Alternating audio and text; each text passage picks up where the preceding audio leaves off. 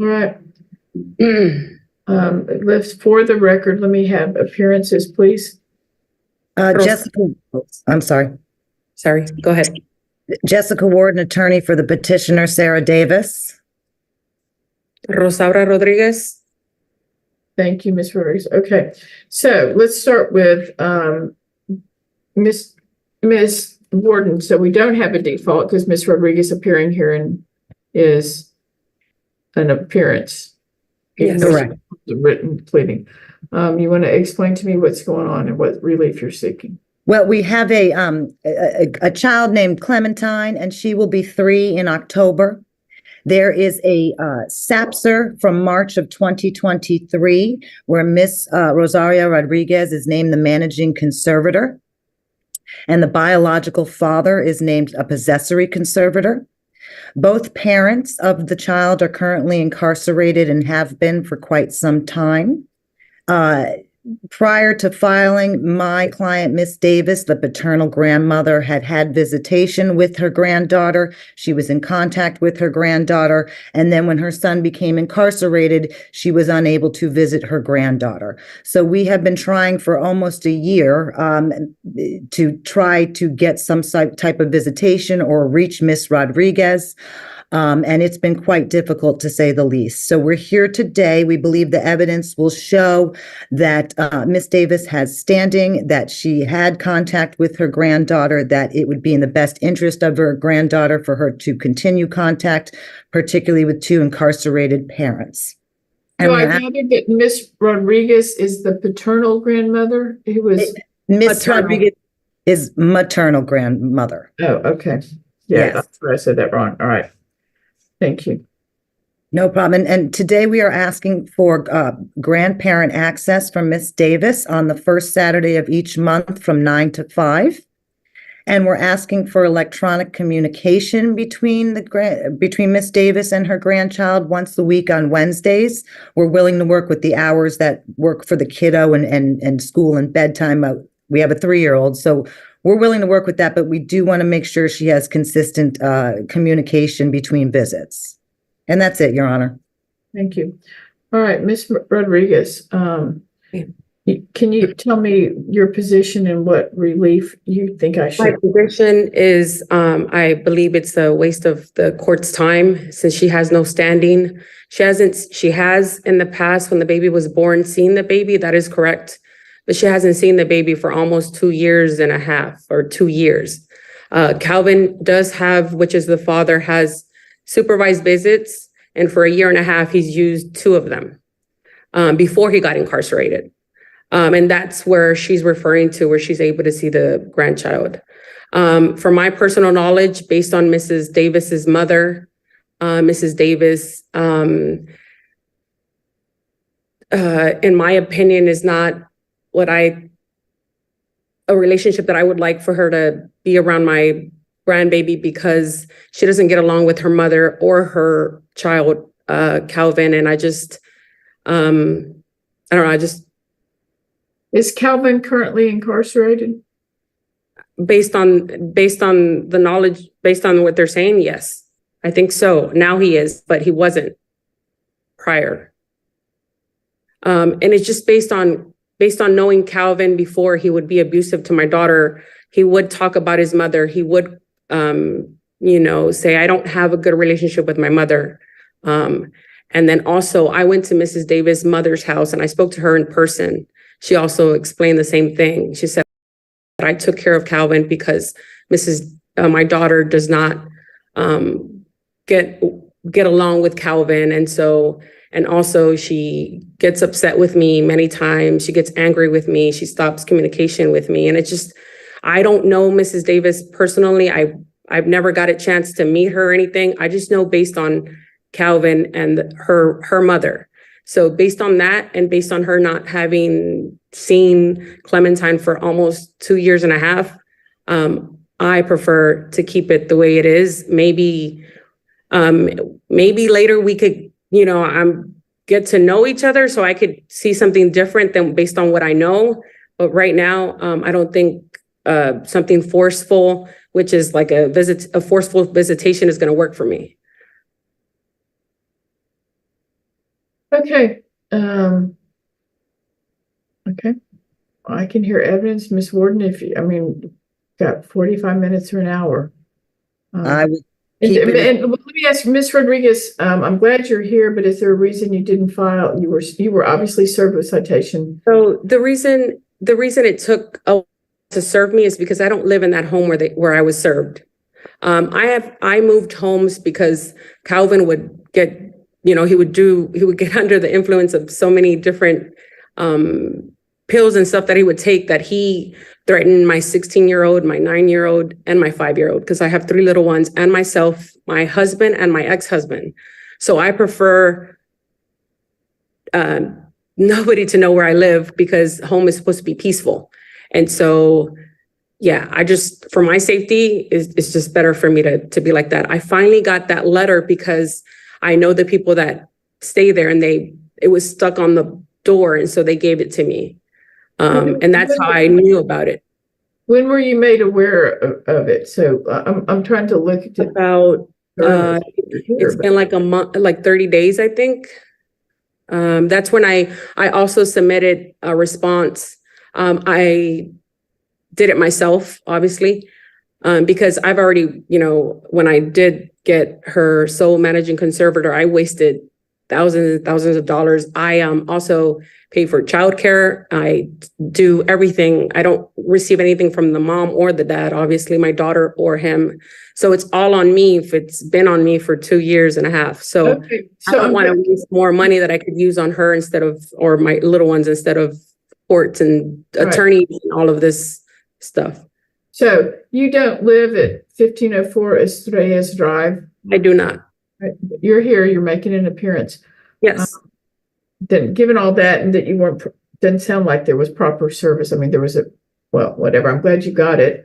Are you ready to proceed, or with a contested hearing today?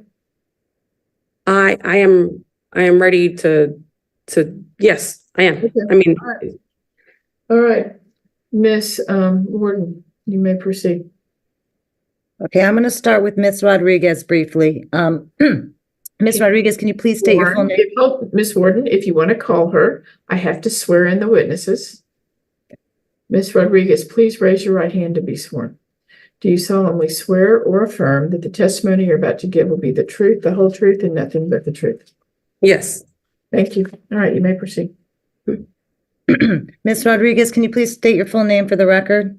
Rosaura Rodriguez. And who is your daughter? Jennifer Gonzalez. And she is the biological mother of Clementine Rickenbacker? Correct. And is your daughter currently incarcerated? Correct. How long has she been incarcerated? Going to 2.5 years. And do you know how long she will remain incarcerated? Not currently. When's the last contact you had with her? Yesterday. And you mentioned you've never met Miss Sarah Davis before, is that correct? No, not in person. I've never had a chance to speak to her. Nothing. No. And you don't have her phone number, do you? No. Now, there was an order from 2023, March 2023, and you were named the managing conservator of Clementine. Is that right? So managing conservator, correct. And at the time, did your daughter, was she named a conservator or have any rights to the child? Jennifer and Calvin were just to visit possession only. And to your knowledge, do you know if Calvin is incarcerated right now? Based on what I heard from you, yes. Now, since March 2023, so about 1.5 years ago, how many times have you moved homes? I would not, rather not say. I'm not asking you to give a current address. I'm just asking how many times you've moved in the last 1.5 years. I haven't moved. So you remained in the same home since March 2023? Yes. And have you changed your phone number since March 2023? I've had my phone number for more than 15 years. And do you recall that I tried to call you? No. You don't recall hanging up on me when I introduced myself? I don't know who you are. I met you today. I know who you are today. I don't know who you are until today.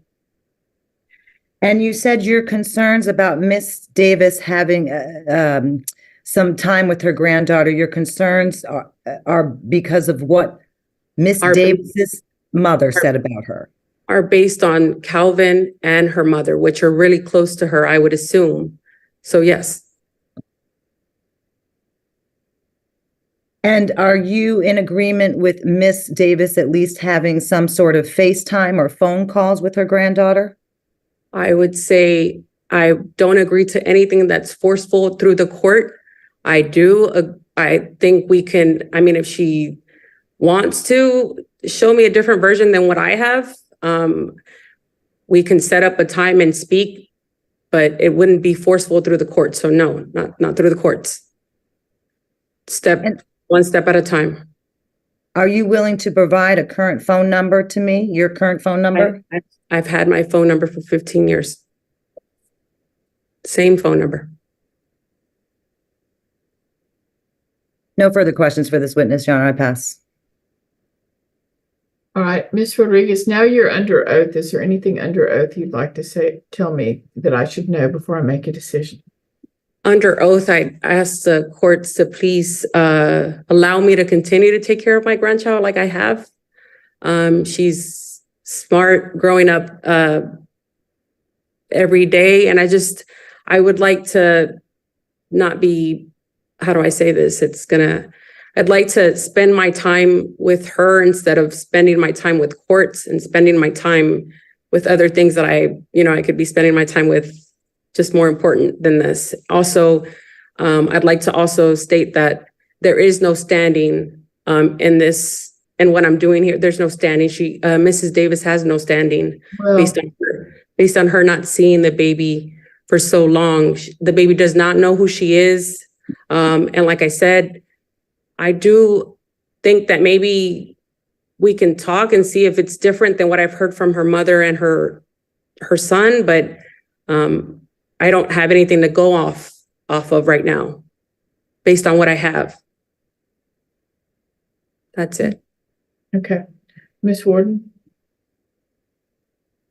I'm going to call Ms. Davis to the stand. Ms. Davis, if you would please raise your right hand. Do you solemnly swear or affirm that the testimony you're about to give will be the truth, the whole truth, and nothing but the truth? Yes, ma'am. Thank you. All right, Ms. Warden, you may proceed. Can you please state your full name for the record? Sarah Davis. And Miss Davis, you are the paternal grandmother of Clementine Rickenbacker, correct? Yes, ma'am. And she'll be 3 in October 14th of this year? Yes, ma'am. And you're the mother of Mr. Calvin Rickenbacker, correct? Yes. And is your son currently incarcerated? As far as I know, the last I heard last week. So as of last week, he was incarcerated, correct? Yeah, in my knowledge, yes. So not at the time the lawsuit was filed. I was just yeah, I mean, yeah, he's been in and out of jail. That was my next line of questioning. So when you filed last year in August, was your son incarcerated, excuse me, at that time? Yes, ma'am. And when you filed in August of last year, was your son incarcerated for 3 months or more prior to filing? Yes, ma'am. And the orders are from March of 2023, and you filed in August of 2023. So during March to August of 2023, how many times did you get to see your granddaughter? If I think I got to see her twice when Calvin had the visitation at my mother's house. And then after that, I haven't seen her since then. And these, Calvin was supposed to get supervised visits, correct? Yes, after he got out of one of the longest stint, the 3-month stint, he was allowed to go visit her under supervision. And I think he did that twice. But he's been in and out of jail, so he hasn't done it since. And these were supervised by your mother? I'm sorry, these were supervised by your mother. Oh, before Yes. he went to jail, they were supervised by my mother. After he went to jail for the long stint, they were supervised by a third party. Thank you. And did these supervised visits, did they last, how long did they last? The ones with my mother, I think they were 5 hours. And were you there the whole 5 hours? Sorry, The it was it was an hour. It was about 2 hours, I believe. Not Okay, hold on, you don't get to, I'll let you have a chance, but you don't get to interrupt. Thank you. okay. So Ms. Davis, how long was the visit supervised at your mother's? I think they were 5 hours, And how far do you live from your mom? like 20 minutes. Now, do you currently know where Miss Rodriguez lives?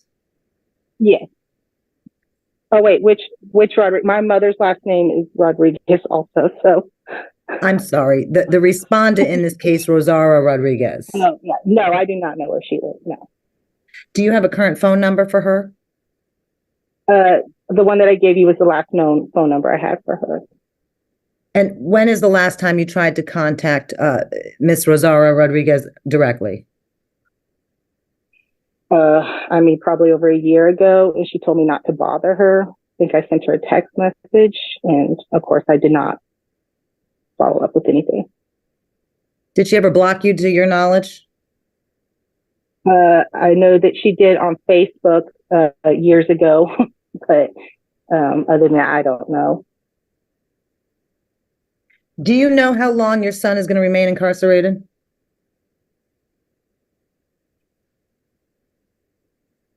I do not. Now, when you last saw Clementine, you said you were there the whole 4 or 5 hours? Yes, ma'am. And did you have any concerns about her behavior? Did y'all have a good time? No, we had a good time. Does she appear to be comfortable with you and your mother? Yes. And are you asking today that you get some grandparent access, just you, not your son? Yes, ma'am. And are you asking that this happen once a month on Saturdays? Yes, please. And you're not asking for any overnight time, correct? No, I just want to be able to see her sometime. And if you saw her, would you let your mother see her as well? But yeah, I think so. We would probably meet at my mother's because that's the spot. I'm sorry, when you say that's the spot, what do you mean? Oh, that's just where we all gather all the time, and it's in Austin. It's just a convenient place, and we go over there and have dinner. She has a great backyard, so. So you guys get together at mom's, your mom's. Yeah. Yeah. And do you have any kids under 18? I do. I have two other boys. And how old is Calvin?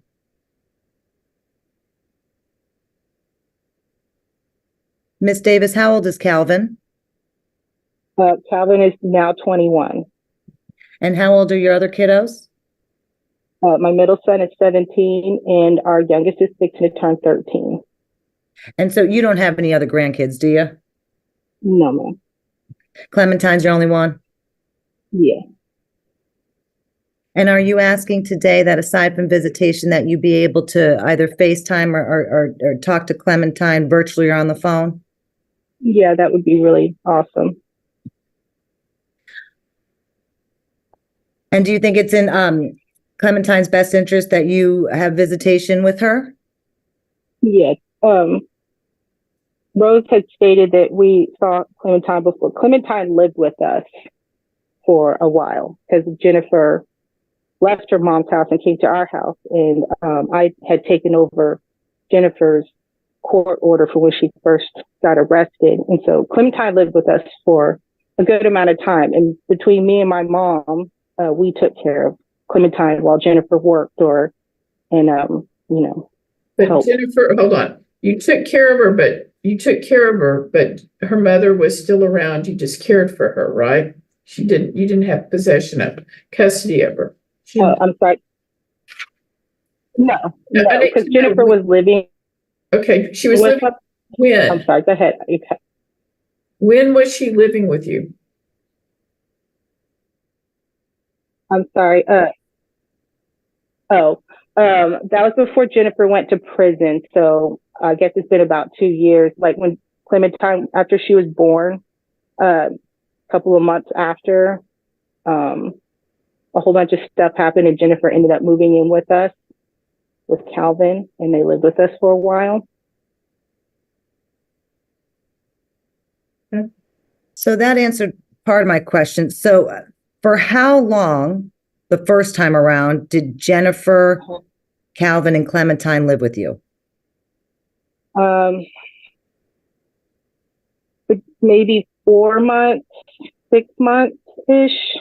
I'm sorry, I can't give you exact dates. I really don't remember. It was pretty stressful. Calvin did make it stressful. Everything Rose says about Calvin is true. But on and off around 6 months, she lived with us. And that 6 months, she must have been a little baby, correct? Yeah, I mean, she was up until she was toddling, we were there for her first step kind of thing. And so aside from that 4 to 6 months, after that, you then saw her for the 2 supervised visits, correct? Yes, after Jennifer went to prison. And you haven't seen her in at least over a year since you filed. Is that right? Right. No Yes, further ma'am. questions. I'm sorry. No further questions for this witness, Your Honor. I pass.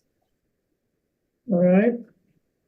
Ms. Warden, under what section do you allege? And by the way, I do find that Ms. Rodriguez filed a special exception, so she has filed something. So this wasn't a default. I mean, well, Correct. Ever notice she's here.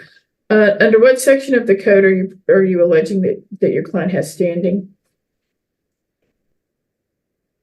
I'd have to bring up the actual number code, but for grandparent access, when the parent of the child, because Calvin is incarcerated, he was incarcerated the 3 months before the filing. Then he got out, and now she thinks he's incarcerated again, but she's not sure, if I understood the testimony. As of last week, he was incarcerated again. But we don't know for how long. We don't know for how long. And he's been in and out since past the filing last year. Okay. Well, let me say, you set this for a final order. You gave notice of setting it for a final order. Maybe it was, hold on. Was it within 45 days?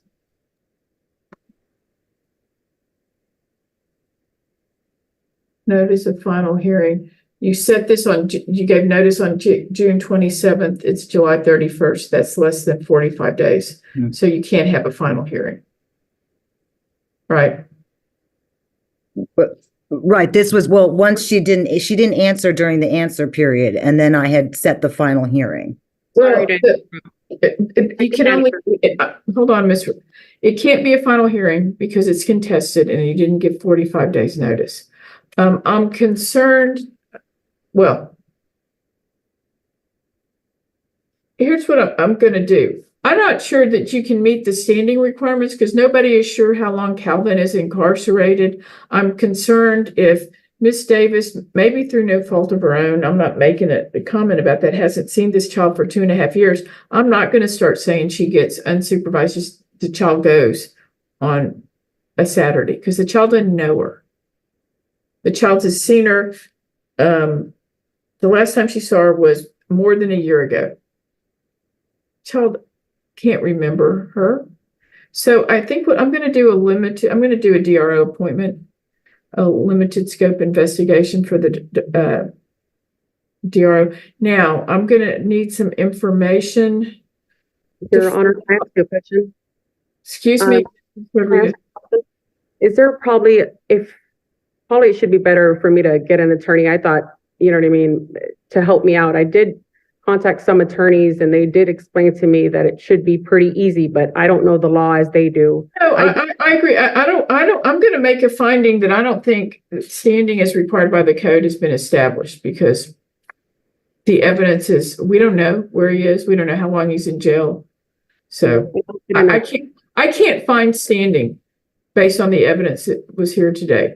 So if you want to do that, and then I'll find, this is a temporary order. I'm going to find that there wasn't appropriate notice given for a final order. If you want to do that, and I guess I'll hold off, Ms. Warden. You can make a request to for DRO, but I don't have sufficient evidence to find that Ms. Davis has standing under the code. Okay, and you're not gonna request the limited scope for the DRO, but I can. You can give Ms. Rodriguez a chance if she wants to hire an attorney, but unless Ms. Rodriguez, if you want to do that, or I could appoint the guardian ad litem, the domestic relations office, to do an investigation, which is going to be, where is Calvin? How long is he going to be gone? If he's in jail for, 3 months, a month, she may not have standing. Okay. Yes, we can try that, and then I'll contact the people that I know and go from there. Okay. I'm going to need some information from all of you to fill out a DRO limited scope. Courtroom. I thought it was going to be in person, so the lady here helped me get on Zoom and everything. I can give her my information if you like. Oh, you're here in the courthouse? Yeah. Oh, yeah, that's the other issue. That's another problem with it does say this hearing will take place remotely. There had to be an agreement, but we moved forward. So, Ms. Warden. Well, again, Your Honor, she had defaulted she had not responded. She filed a special exception.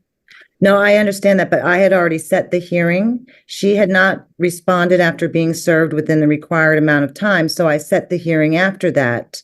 And at the time, when there's no one on the other side to announce, that's why I did it Zoom. Well, it doesn't matter that there's no attorney. Once you know she's there, the rules require, unless you have an agreement from both sides, that a hearing will be remote. It must be in person. I understand, Your Honor. I didn't say anything about an attorney. If someone defaults, then there's... Never mind. You and I are talking over each other. She didn't default. She has a pleading on file. So she didn't default. I'm sorry, Your Honor. I meant if someone doesn't answer on their time period, when I set the hearing, that I understand what you're saying. But you set the hearing after she filed a pleading. So what you're saying doesn't make any sense. It doesn't matter. Ms. Rodriguez, I'm going to ask you to come up to the 11th floor, and I'm going to have a member of my staff bring you out the DRO form. I do see in the final order that her address is kept confidential. So I'm not gonna make her disclose that in a public record. I'm gonna, there'll be a phone number. I got to have a way for the DRO to get hold of her. And then Ms. Warden, I'll send you the DRO form for you to fill out the information about Ms. Davis and yourself. And okay, thank you. I'll fill that out. But Ms. Rodriguez, if you would just come up to the 11th floor, the public area of the 11th floor, and wait around, one of us will be out. Somebody from my staff will be out to bring you the paperwork you need to fill out in about 5 or 10 minutes. Okay? Yes, I'm in the 11th floor, 11D courtroom. Oh, you are? In your courtroom. Who let you in there? Well, I'm sorry. I would have been in there. The sheriff let me borrow the charger, and then they helped me get on Zoom. So I wish the sheriff had let me know. I'm sorry. I apologize. All right. Thank you. All right. Yeah, but so in the future, unless it's a real default, it has to be in person, Ms. Warden, unless we get agreement from everybody that it can be. Yes, Your Honor. And I did want to quote, it was 153.433, possession of access to a grandchild. And if the parent has been incarcerated in jail for a 3-month period preceding the petition, the filing of the petition. And that's what she testified to as far as the time she filed and how long he had been incarcerated. And does not have actual or court-ordered possession of the child. I don't think she has standing because 153.4333D requires that the father not have actual or court-ordered possession of the child, and he does, Okay, right? okay. All right, so, Also willing, if Ms. Davis would like to contact me personally, she has my phone number. I'm willing to speak to her and take it little by little without the courts. I think that would, I would hope that you all would do that, because I do think there's a standing issue. I do, even if there wasn't, I would not give Ms. Davis the relief she requested today, because this is a baby and she doesn't remember Ms. Davis. Maybe she deserves a chance to get to know her, but to say she hasn't seen her for over a year since she was 2, she's not going to remember her from 4 or 5 hours seeing her once or twice. I hope that y'all would talk to each other and maybe could work something out. All right. That would be great. Thank you, Honor. Thank you. You all may be excused.